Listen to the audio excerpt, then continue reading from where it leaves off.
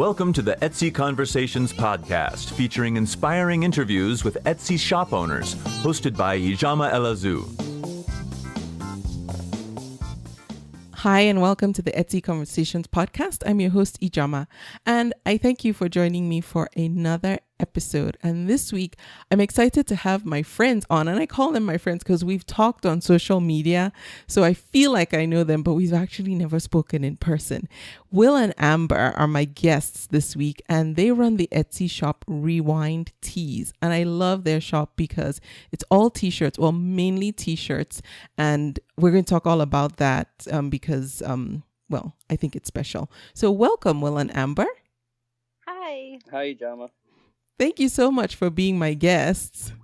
Thank you for having us. Yes, thank you very much. Oh, no, you're welcome. I feel like I don't know when we first started communicating on social media, but I like looking at your Instagram feed because I was saying earlier, I look at your t-shirts and they just make me think. Like some of them I bypass because I don't connect with them.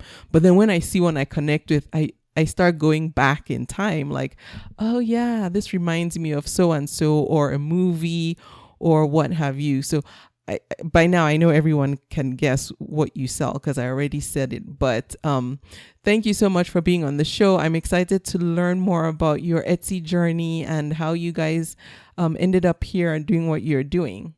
But before we start, can you just tell us a little bit about yourselves? Well, I'm Will. Pretty simply, I'm a father, a husband, and I run an Etsy shop with my wife, Amber, and we sell vintage t-shirts and odds and ends. I always like to joke that we're a little family with a little business. Oh. So how did you guys get started selling vintage t-shirts? So I was always kind of the type of person that wore jeans and a t-shirt as kind of my main outfit every day, and I had been selling some things on eBay from secondhand stores, and I would come across quite a few t-shirts, and we found some good ones and we would sell them there. And then when we discovered Etsy, we really liked that there was a sense of community, and we read that it was kind of difficult to get sales on Etsy in comparison to other sites, but within the first week we already had sales, and we just thought that it was a good place to sell, and it kind of snowballed from there, and it's the only place pretty much that we sell now. So okay, so you left eBay altogether? Yeah, I mean, once in a while, if we have something that isn't quite old enough for Etsy but we know has value, we might do it on eBay, but it's few and far between. Okay. I started the same way. I started selling on eBay too, first of all. I loved it actually. But then just like you, someone and I was selling vintage items, still do. And someone mentioned Etsy to me as well. And I thought, well, what? And then I read up on it. And like you, I saw it was hard to get sales. At least that's what I read. And the first thing I listed, I said I was going to put, I was selling vintage patterns. And so I said I would just list 5 and see. And so I listed the first one. And as I was listing the second one, the first one sold. And I thought, what? And I didn't even know what that was. I was like, I haven't even read how to do the shipping. I don't know what to do. So it was a slightly different experience from what I was expecting. But yes, the community too was a good draw. It's amazing how one sale can make it feel like a success and you just want to keep going and going. Yes. And to be honest, the second one did not come anywhere near as close to the first one, just so no one thinks that, it was ringing off the hook. It wasn't. Yeah. That was just a very fortunate coincidence. That's great. Yeah. All right. So then you read about Etsy, you moved over. How long did it take you to transition? Because eBay is kind of a different beast from Etsy. And I don't mean that in a bad way by using the word beast. I mean, it's just a different type of platform. So how was the transition for you from eBay to Etsy? Yeah, so, it took a little while for us to go completely over. And we weren't really at the point where we are now. It was a much, much smaller operation. But when I saw that we were getting more sales more frequently on Etsy, I think there was just a point where we decided, hey, let's just go all with Etsy and kind of put all our eggs just in that basket. And we saw that just because of the lack of community on eBay and the customers sometimes weren't as friendly, or I shouldn't say that, they just weren't as interactive with us as they are on Etsy. So it was just kind of an easy thing for us to say, you know what, let's just try Etsy all the way. Okay. And as a vintage seller, have you, or do you sometimes feel that Etsy is the right place for you right now? Because I know when most people think of Etsy, the first thing they think is handmade before they really dig in and find out that there is, that there is a whole vintage market on there. Do you sometimes feel on the outs? That's interesting. I always feel like there's a lot of overlay on that Venn diagram of the person who likes the handmade and the person who likes the vintage. I feel like that's the same demographic. I actually hadn't thought of it as being, like the offspring of the handmade or second to the handmade. Yeah. That's an interesting point. Okay. Well, I'm glad. And the reason that question came to my mind was because when we're recording this a couple of days ago, the new CEO of Etsy had a Q&A, and I didn't make it, but I was reading the questions that were asked and his responses, and I sensed there was a lot of concern from people who sell vintage items that they might have felt slightly neglected or not as much of a priority to the organization as people who sell handmade. And I don't sell handmade, I sell vintage, and I'm happy. I don't feel like I'm not getting sales or anything, but I don't know. I wanted to get what your sentiment was, since you also are primarily vintage sellers. Yeah, that's interesting. It hasn't been our experience, but I guess I could see how someone would feel that way. Yeah. Okay, so now you're on Etsy. Once you opened up your shop, did you plan for it to just be like a nice extra income you made on the side, or was your goal to make this a full-time business that will support your family? I think when we started, it was definitely just to earn some money on the side. And it's still just our part-time gig at the moment. We both still work full-time jobs, but it's definitely taken on a life of its own, and it's become a lot more than it was, obviously. And we definitely see that in the future, at least maybe one of us down the road could potentially do it full-time, while the other one keeps a full-time job. Yeah. I think we're right on the precipice, actually. Ooh, congratulations. And I like that because there's a show I started listening to not too long ago. It's called, I think it's Side Hustle School. I'm not sure. I don't know if you're familiar with it. But one thing I like about it is that the host is very deliberate about talking to people who start businesses on the side while they're working, and encouraging people to not be in too much of a haste to get out of their regular employment and, run, to start a business until they know for sure that it can generate income. And even a step further, to perhaps not even leave altogether, because there's a certain security and certain benefits that come from full-time employment that you can still, having a business on the side can be, what's the word? Like icing on the cake, even if you're working another job. I don't know if that makes sense. Yeah, definitely. Yeah. I think we're both maybe to a detriment, a little risk adverse. So having things grow organically and really, just making sure we're doing it right and we feel comfortable and it's on our terms is something that's really important. It's really tempted to just say, hey, you know what, I'm going to quit my job today and I'm going to sell t-shirts full time. Yeah. But you start looking at, like you had mentioned, benefits and things like that, and health insurance, and our mortgage and car payments and all that stuff. It's a scary thing. But hopefully maybe one day we're definitely going to be at that point where one of us at least can do that. Yes.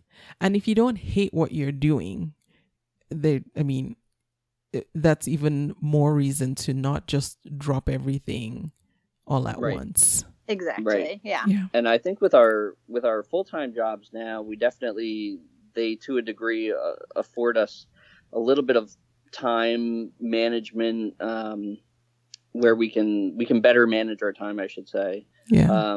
To do the business the way that we do. Yeah. Do you share about what you do with people that you work with, or do you keep the two entirely separate? For me, there's a select few people at work that know about it. I try not to talk too much about it. Yeah. That's just how I am. I'm much more of a private person. I like to keep my work life and my personal life separate. I tell everybody. Every time I go to the post office, I tell all the employees. I hand out business cards. I tell everybody. But it's why we're a good team. Yeah. So Amber, I'm guessing you're on the marketing side. Yeah. Just by default and personality. Nice. So let's talk about what you do. So the t-shirts that you sell. First of all, how did you develop an eye for what will and won't sell? And about how long did it take for you to get comfortable in your niche? So I think as far as knowing what would and wouldn't sell, it definitely was trial and error. But I have to say almost everything sells. It may just be super long tail. I think 2 or 3 weeks ago, we sold a t-shirt that we had for like 2 years. And I think a lot of sellers probably would have given up on that. Yeah. And some of our shirts that do take a long time, or that we've found were maybe not the hottest seller. We have a sales section, so we'll put them in there, and then they'll usually move a lot quicker. But yeah, it was just trial and error, and it's just waiting and finding that right buyer. And that may take a long time, and especially when you're dealing with t-shirts, you have to find somebody that needs that shirt and that size as well. Yeah. So that creates another issue with it. But that's. I think, the excitement at first was when we found vintage in general. It was just really exciting, and we snagged it up.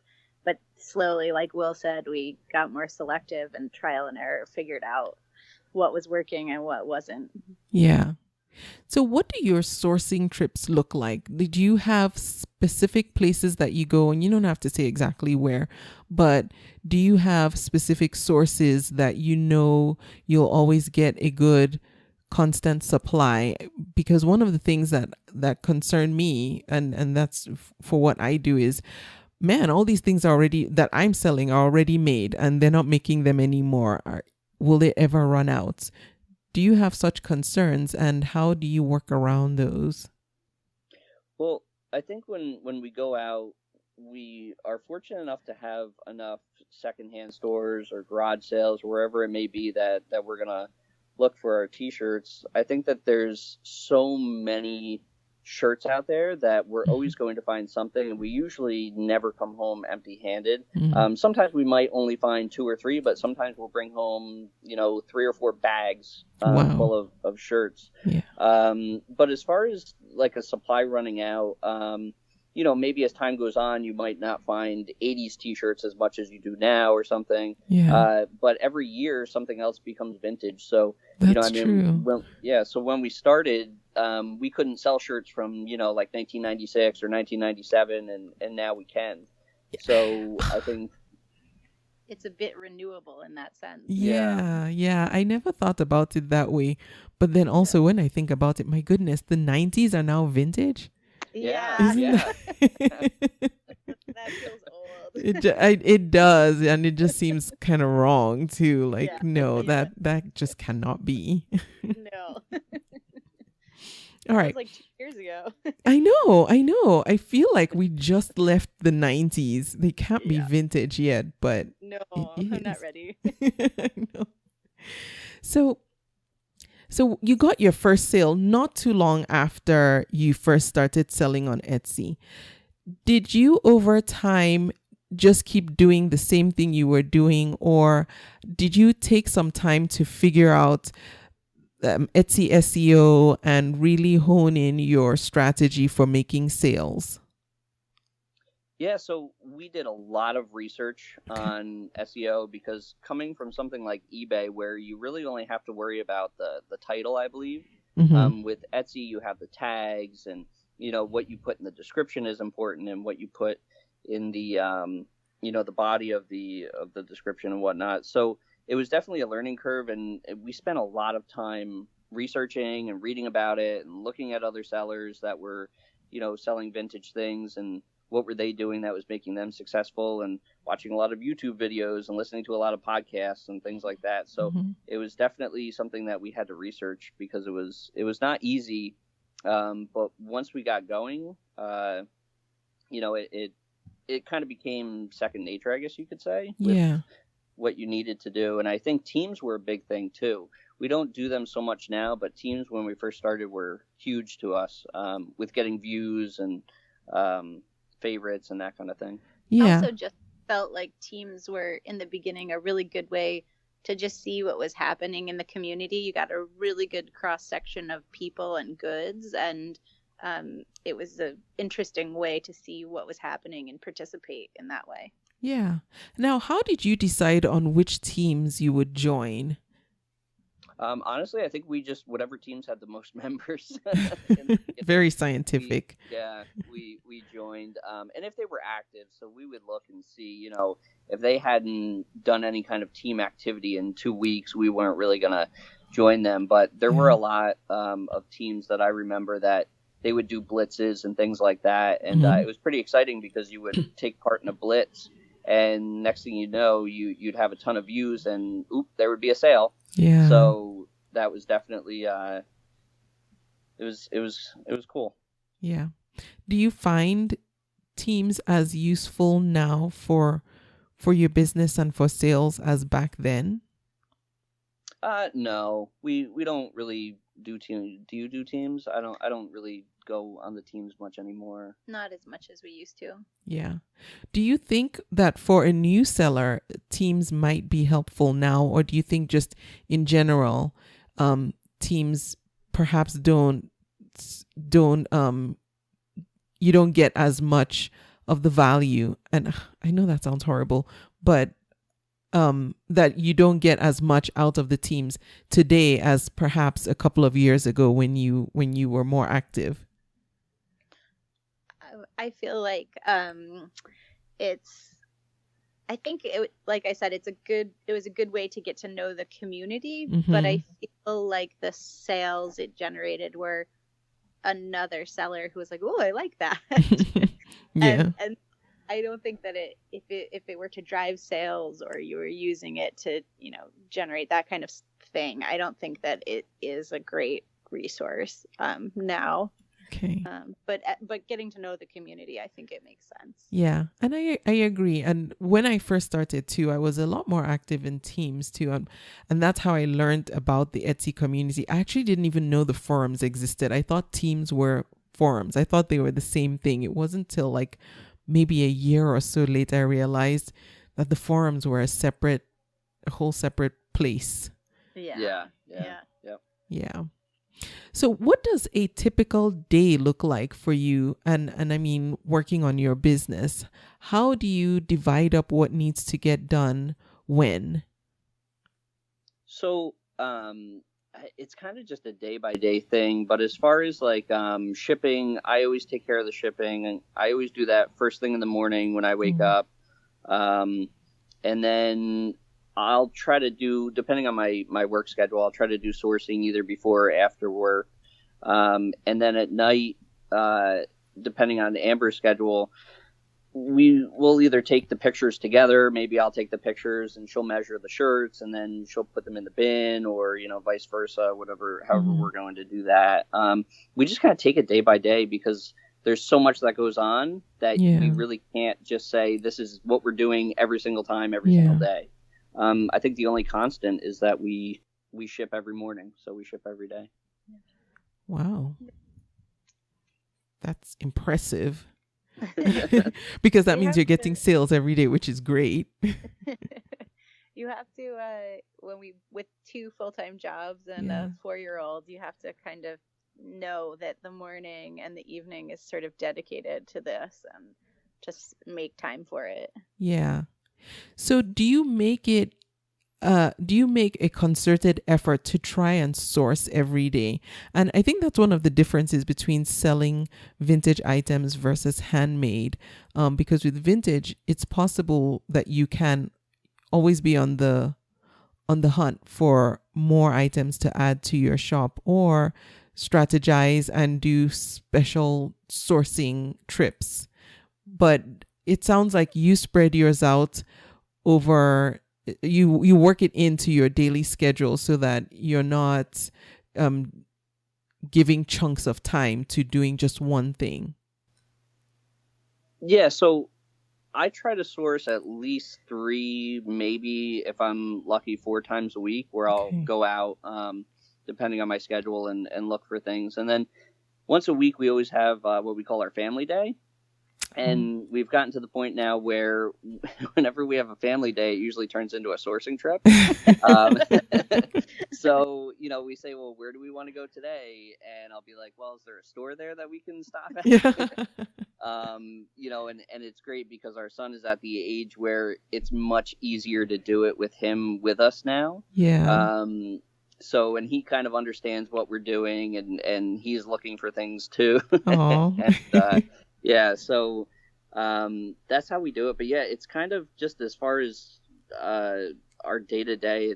It's really, we just take it as it comes, and I mean, if I sit there and say, well, wow, we haven't listed anything all week, I know that that's a priority. That I have to start processing. Even if Amber can't, maybe I've got to take all the pictures and do all the measurements because it's important to keep listing. That's just kind of like feeding the beast with Etsy, is making sure you always have something fresh in your shop. So yeah.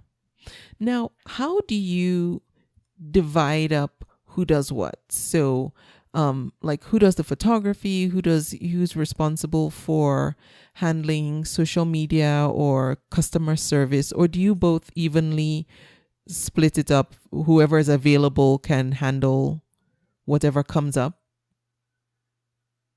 So I know that I always run everything by Amber. So as far as like the bulk of the business, I kind of take that upon myself, but she's always included in every major decision and even every little decision for the most part. But as far as the sourcing, I mean, that's something that I try to take on, and she helps a lot with the processing as far as the taking of the photographs and the measuring and things like that. We usually do that as a team together. Okay. But yeah, I mean, that's just kind of how we do it at this point. Yeah, we have to kind of roll with the punches of our schedule. And so sometimes Will doesn't have time to run things to the post office, and I'll bring him with me when I drop our son off or something like that. So we just kind of catch as catch can. Okay. So I have a question, and it has to do with the photography. And I read articles on Etsy that say, you should have a model what you're selling, like if it's clothing. And I noticed that you guys don't really. Have you ever tried to do a test to see if things sell better or more often if you have a person modeling versus not using a person? No, we never really tried it. And I think the only issue we would have with that is that we sell so many different sizes that we would need a lot of different models. I know some people are able to pull it off, and that's excellent for them. I just think for us, I mean, we have a mannequin, and we actually just acquired a female mannequin as well, because we're gonna try to expand more into female or like women's clothing. Yeah. But yeah, I mean, we've had good luck. Some things are just too small even for a mannequin, and we have to just hang them on a hanger. Those I find do not sell as well. They don't look good, but there's really not any other way to take a good picture of them. Yeah. So yeah, I mean, we've had good luck with our mannequin, but we've never actually tried a person. I also think that a t-shirt is fairly unisex in the scheme of clothing and fashion. And so a mannequin versus a person kind of doesn't assign, who could be wearing it and who the buyer would be. Yeah. So it kind of leaves it neutral and vague, and it lets the buyer put themselves in that place. So I kind of like that aspect of it. But we definitely have discussed, should we go model? Should we not? Yeah. Or where do we find the person who has our schedule? Yeah. Yeah, and that's the other thing too is and model for it. We're looking for a babysitter who can model. Amber, I like what you said though about the mannequin not assigning a gender, so you don't know, because actually, Will, until you specifically said you're thinking of going into women's clothing, it didn't occur to me that these were all men's t-shirts. Well, Mhm. what I mean by women's clothing is more how would you describe it? Because you kind of know. Well, more blouses and things that are gendered. Yeah. But that was the appeal of the t-shirts, just that it is for everybody. It's sort of that universal garment. That Yeah. we really like that. Yeah. Yeah. Cool. So let's talk about pricing. What do you have a specific strategy for how you assign value to the t-shirt other than including the cost of the t-shirt itself? How else do you figure out what the final price you're going to put on a given t-shirt is? I think a lot of it has just come from what we've sold in the past that's similar. Mm-hmm. And looking at what other people are in the market are kind of pricing things at, so we can kind of remain competitive with that. But a lot of times it's just, hey, I know I sold this similar Screen Star shirt 2 months ago, and it sold for $19.99, and this is pretty similar and in similar condition. It feels the same and has a similar print. I'm going to put this at $19.99 also. That's really kind of how we do it. We don't have like a secret formula. I know, like we need an algorithm. Yeah. Just kind of, I mean, I think condition plays a big part in it.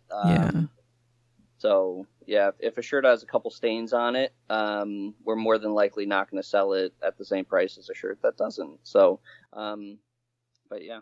Oh, and that brings me to another question I had. Do you do any, do you wash them before you sell them, or do you buy them and sell as is, or do you freshen them up? I've always wondered with clothing how much work goes into it between sourcing and then sending to the buyer. So we kind of have a standard that we like to sell at as far as we don't want anything to have a smell to it. If something has a stain that we know that we can remove, we'll definitely wash that. We might give it a bath in OxyClean if it's a white shirt, but it's a little yellowish. So OxyClean kind of works miracles with that stuff. Does it really? Yeah, it does. It does. So some things we definitely take care of before we will process them and put them up for sale. But other things, I mean, they come in, they don't have any odors, they don't have any stains. I mean, they're good to go. Obviously, we recommend everybody wash before they wear it, as you would, if you buy from any store. But we find more often than not, there's not much that we have to do, with them. Okay. I think, I mentioned earlier that I used to sell on eBay, and I got this lot of clothing that I was selling, and I made so many mistakes, but that's how you learn, I guess. And I don't know why I bought them from this house that had a smoker. And that's the last thing you want to do, is sell clothing from, that's been stored in a house where there was a smoker. So I had to make this concoction of Febreze and something and then spray them down and then use a steam iron to steam out I quickly got out of the business of selling clothing. I was like, no, I can't do this. I just can't. Yeah. In our experience, that's more of a rarity from what we've seen, but we've Okay. definitely had that before. Okay. Now let's talk about how you promote your shop. What do you guys do to get the word out about your shop and the items that you're selling? Do you primarily focus on social media, or do you do blogging, or solely just depend or rely on SEO? So we do have Instagram. We're Rewind Tees on Instagram. We don't find that brings as many sales or views to us. So we do the promoted listings on Etsy, and we find that that's definitely a fantastic thing. And sales have greatly improved once we started doing that. We're still trying to figure that out entirely too, on how much to invest and things like that. But we've definitely seen a great return on investment with the promoted listings just through Etsy. And did you educate yourselves on promoted listings just using the information that was on Etsy, or did you just do more of trial and error to figure out what worked as far as finding success with promoted listings? It was definitely trial and error with that. We just decided to give it a go, and we messed with it for a couple months, and then we stopped doing it, and then we started doing it again. And when we started doing it again, we think we found the secret formula with that. So It's been working for us. Okay. Do you find that now, I know with promoted listings, and for anyone who hasn't done it yet, you get access to some information, and specifically, Etsy will tell you what searches people are doing to land on your ads. Do you use that information to retweak your ads, or do you not pay attention to that? We don't look at it too much. We look at what the top keywords are, but because we have so many different shirts, that there's so many different keywords that people use to find them. Because somebody may not even be looking for a shirt when they search Disney, but they come across, this Mickey Mouse shirt that they wanted. So we just look at we'll use Disney as an example. So we have certain tags that we'll use just for Disney that we know get a lot of views. So we'll kind of cater the listing to what we've kind of figured out. But that's really all I can say on that. Okay. Yeah. So now you guys have been selling on Etsy for a couple of years. In that time, have you ever had any negative incidents with a buyer, where perhaps they weren't happy with what they got? And if so, how do you handle situations like that? Knock on wood, I don't think we've really had too many, have we? I know. I think that the majority of the issues that arise are shipping things. People are like, "Oh, I haven't gotten it yet," and there's that kind of thing. For the most part, I think a sizing, maybe we've had one with sizing where because vintage clothing is sized so differently than modern clothing. So we're really cognizant of putting the sizing and the measurements and recommending that people measure a piece of modern clothing that they like and compare sizes. So we have had, I think, one where someone was like, "Whoa, this is a tiny shirt." Yeah, we did. Yeah, I remember that now. Yeah, that was a while ago. They expected to get an adult size and they got a children's size. And they weren't happy, but, when you explain it to them, and I think it's just treating the customers the way that we'd want to be treated. Yeah. And, obviously understanding not everyone is going to completely read everything that we put in the listing. So I think, we definitely understand that. Right. And that was my next question is, I know you put a lot of information in because you put the measurements and all, but truth be told, most people don't read a lot. Like, they might browse and see, okay, well, what size is it? Medium, I'm a medium. but medium in 1987 was Yeah. different from a medium of today. And Absolutely. so, yeah, have you found that using the FAQ section has been helpful? We actually don't use the FAQ section at all. Okay. What we started doing on our listings at the end of the title is we'll write fits like a small. Oh, okay. But the actual tag size might be a medium. But then in the description itself, we'll put medium, but fits like a small, and then we'll put the measurements after that. So we've kind of tried to help people a little bit more, make it a little bit easier for them. Yeah. As far as what we think it fits like. That's helpful. So, Will and Amber, say there's someone who's listening and that person wants to sell vintage as well. This is somebody who sells on eBay and doesn't quite understand the Etsy ecosphere. What advice would you give to that person about coming on Etsy? What would you tell them is the best way to get started and get their feet wet?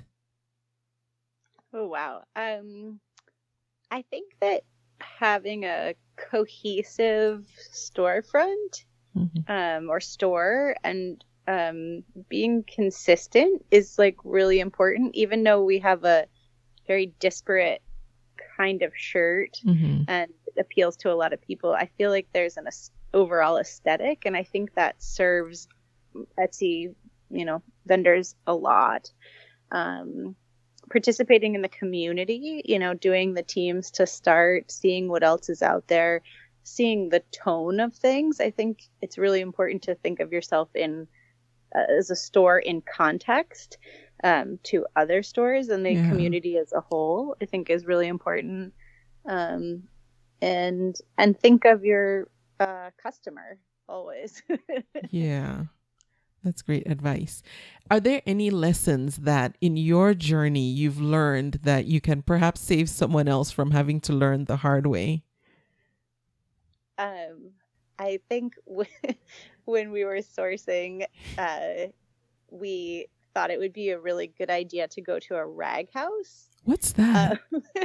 And rather than, just because vintage is a really hard thing to pick and you really need to know your tags and your stitches and your collars and all that stuff, we thought, okay, let's go to this rag house and we'll pick, we'll do this, we can do this. And so we went, and it was one of our hardest days of labor that we have ever done. It was a lot of work. It was not quite as fruitful, I think, as we had hoped. We definitely didn't yield as much as we thought we would. We thought we were going to go into there and it would, kind of be the vintage mecca, and it certainly was not. We were definitely new at what we were doing. Yeah. And it was pretty intimidating when a forklift rolled over a giant cube of t-shirts, and it was, bigger and wider than both of us combined. Yeah. And I don't think we've ever been so sore in our whole life. Oh, man. Yeah, so don't do that. Yeah. Good advice. So, Will and Amber, let's talk about selling on Etsy. And especially since you've come from eBay, so you have another marketplace to compare it to. What are some of the features, and not necessarily, I guess, in comparison to eBay, but in general, what are some of the features that you really enjoy about the Etsy platform or on the Etsy platform? And then on the flip side, are there any features that currently don't exist that you think you would like to see sometime in the future on Etsy offer as an option? So Etsy just recently had a couple changes that I think are great, and they added where we can now put a color of the shirt in the listing itself, as well as the size. And they also added, which is huge for us, no longer are there 5 pictures, but now you can add 10. Yes. And when you're selling clothing, it's so important because we needed more than 5 pictures, so we would have to go into, I think it was PicMonkey we would use, and we would go in and we'd have to splice pictures together and kind of put 4 pictures on one, so that way we could fit everything we wanted the buyer to see for that particular shirt into the 5 pictures. So as far as like what I wanted to see, they just did it. So those Oh, things good are deal. are what I was super, super, super excited. And I know that kind of mirrors what other platforms are already doing. Mm-hmm. And that's something that I thought Etsy definitely needed. So I think we were pretty happy about that because it made things a lot easier for us. Yeah. I think one thing that I would like to see is not as a seller, well, maybe as a seller and a consumer, but as a consumer, I'd like the opportunity to flip through someone's store as a whole, and be able to go from item to item to item. And I think it would actually sort of be a good spot for us too, where you don't have to click in and go back and click in and Oh, go back. yeah.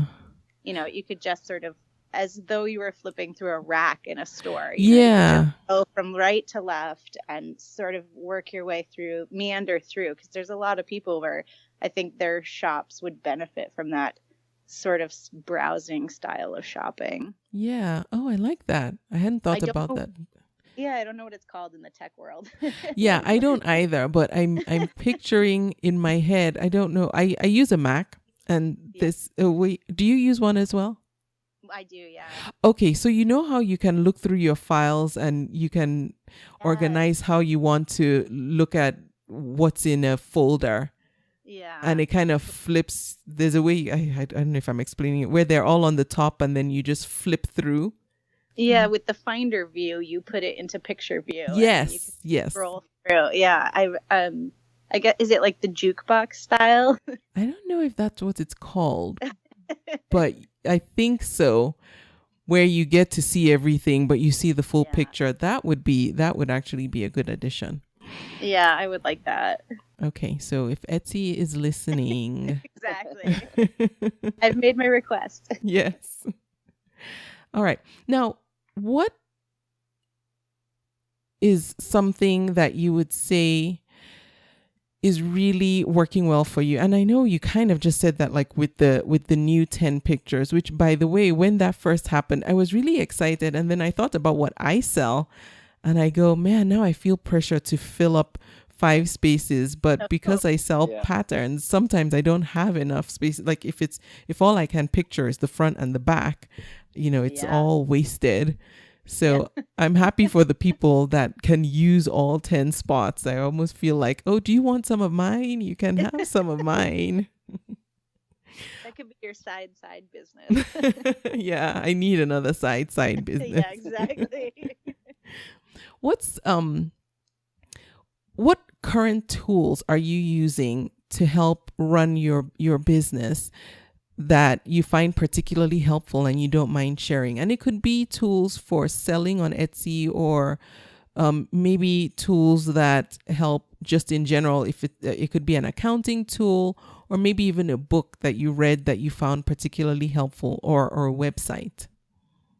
So we use GoDaddy bookkeeping, and that is a lifesaver when it comes to accounting, because it kind of does all the work for us, and we're definitely not accountants.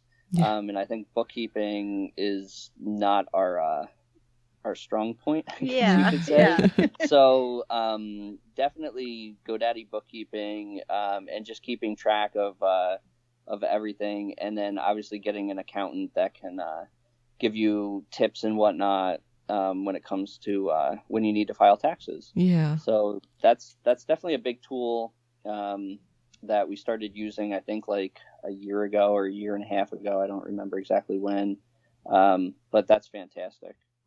Did you ever consider using, when you were looking into this particular accounting solution, the GoDaddy bookkeeping, did you ever consider using the integrated QuickBooks that Etsy offers, or that wasn't an option for you?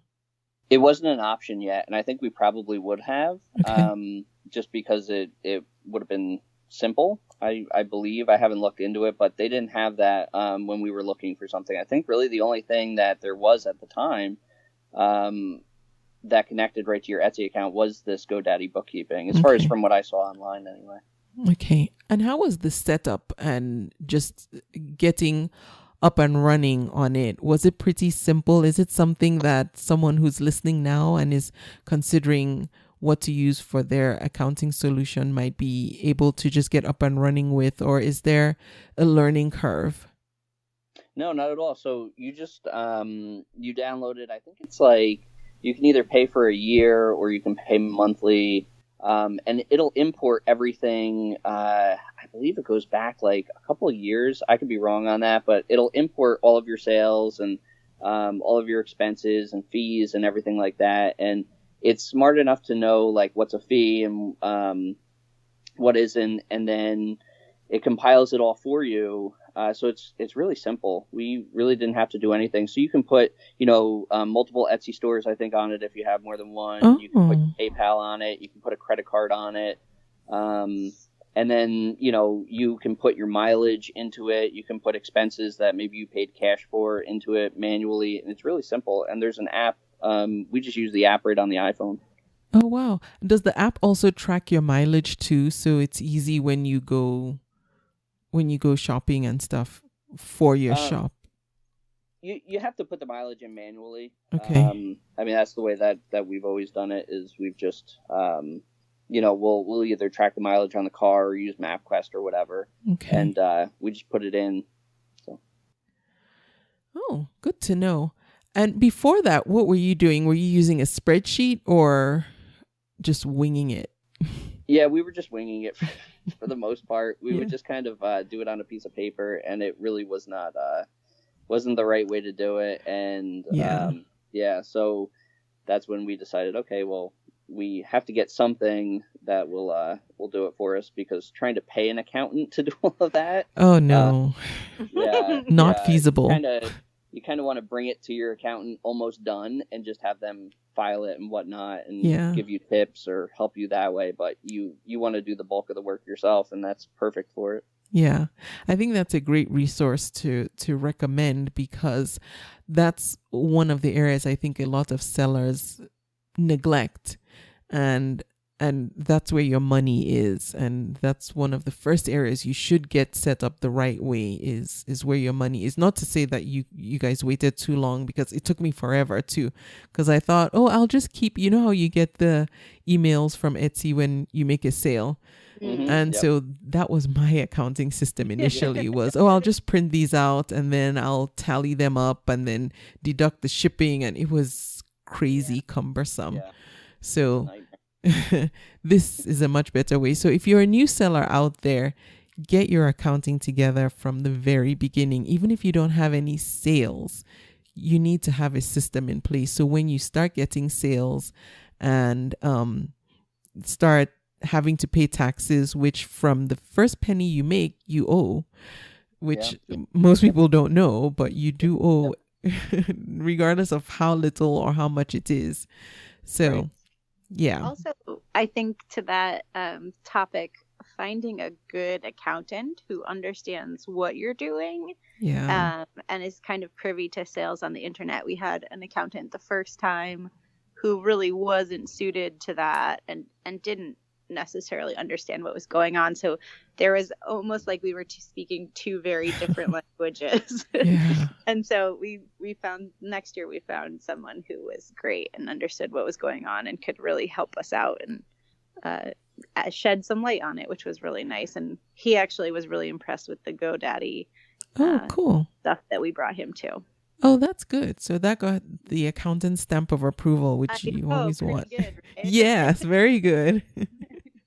Yes, and thank you for mentioning finding an accountant that's familiar with selling online. Not every accountant understands what's involved in selling online and running an online shop. And for anyone who who doesn't know, I had an episode where I interviewed Sarah Kornack, and she's an accountant and she sells on Etsy. And she's a great resource, and she specifically helps small businesses. So if you have questions or you need someone, I'm just going to put in a plug for her, because she knows her stuff and she understands, especially Etsy, but selling online as well. And I'll link to that episode so anyone who wants to just at least hear from her. She reviewed a bunch of different accounting software systems. And GoDaddy, by the way, GoDaddy Bookkeeping was one of the ones she gave her stamp of approval. So you guys get it from 2 accountants. Now, Will and Amber, what's the best way people can reach you if they want to get in touch? So either through Etsy, just messaging us. Our email is rewindtees@gmail.com, or we're on Instagram at rewindtees. Okay. And I will put both in there. Well, I'll put everywhere you can reach Will and Amber in the show notes for this episode. So if anyone wants to reach out to them, feel free to. Actually, I'm telling people to, but you didn't give me permission. But that's okay. Fine, yeah, that's great. or you can leave a comment in the notes for this episode. Will and Amber, thank you so much for being my guests. I'm happy to have you on, one, because you sell vintage and I don't have that many vintage sellers to interview. So I'm really glad that we were able to do this. So thank you for making the time. Oh, thank you so much. It was great. Yes, thank you very much, Ijama. We appreciate it. Oh, you're most welcome. And I thank you for listening to the podcast. I will be back next week. Thank you for listening. You can subscribe to the podcast in iTunes, and while you're there, please leave a review too. Visit convome.com to leave a comment or feedback on this episode.